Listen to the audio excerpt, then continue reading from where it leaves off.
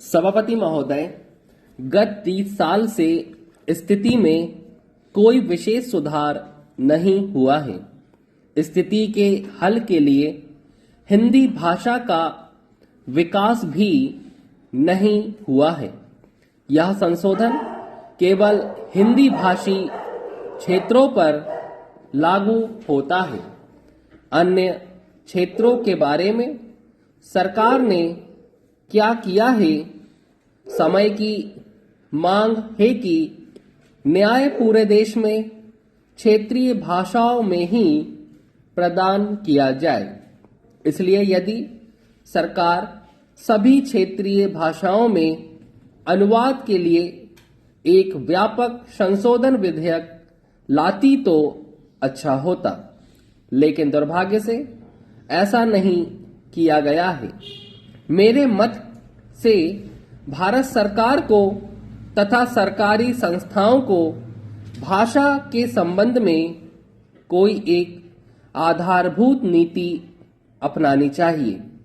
कोई भी भाषा उन लोगों पर थोपी न जाए जो उस भाषा को ग्रहण करने के लिए अभी तैयार नहीं है। भाषा तथा भाषा के बीच किसी प्रकार का भेदभाव नहीं होना चाहिए। भाषा के संबंध में कोई अनिवार्यता नहीं होनी चाहिए। विभिन्न भाषाई लोगों के मध्य अनावश्यक बाधाएं ना हो। त्रिभाषा सूत्र सर्वसम्मति से स्वीकार किया गया था। दुर्भाग्य से संसद द्वारा दिए गए वचन को कार्य रूप में लागू नहीं किया गया। इससे कठिनाइयां उत्पन्न हुई। आज भी हिंदी भाषी क्षेत्रों में हमारे मित्रों ने दक्षिण की भाषाओं को नहीं सीखा है। मुझे मालूम है कि आखिरकार हिंदी राष्ट्र की भाषा है, इसका कोई विकल्प नहीं है, लेकिन साथ ही अंग्रेजी को भी बने रहना है। हमें आने वाली लंबी अवधि तक अंग्रेजी को राजभाषा के रूप में स्वीकार करना है। हमारे जैसे बड़े राष्ट्र में 2 राजभाषाएं हो सकती हैं। इसके साथ हमें क्षेत्रीय भाषाओं का भी विकास करना चाहिए। वे क्षेत्रीय भाषाएं हैं, लेकिन हमने उन्हें राष्ट्रीय भाषाओं के रूप में उनके महत्व के कारण स्वीकार किया है। आज हम अधिक से अधिक कट्टरपंथी और संकीर्ण विचारधारा वाले बन रहे हैं। भाषा तो केवल बातचीत का एक माध्यम है। भाषा लोगों के लिए है।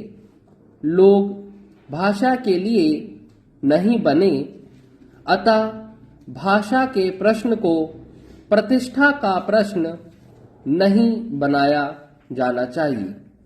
मंत्री जी को यह घोषणा करनी चाहिए कि वह संविधान में 8वीं अनुसूची में सम्मिलित सभी भाषाओं में संविधान के अनुवाद का कार्य आरंभ करें।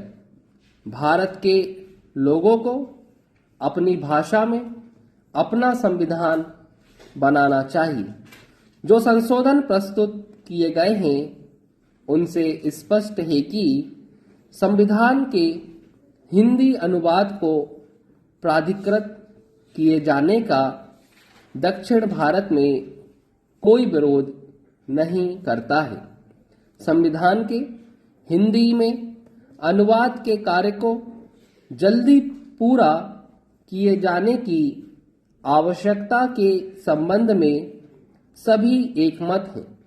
हम हिंदी को 2 संपर्क राजभाषाओं में से एक के रूप में स्वीकार करते हैं, किंतु यह समय है जबकि हम में से प्रत्येक को आत्मनिरीक्षण करना चाहिए। हिंदी की संस्थाएं उतनी पुस्तकों का प्रकाशन नहीं कर रही हैं जितना उन्हें करना चाहिए। मेरा कहना है कि सरकार की उदासीनता के कारण ही हिंदी को व्यावहारिक रूप से उचित मान्यता नहीं दी गई है।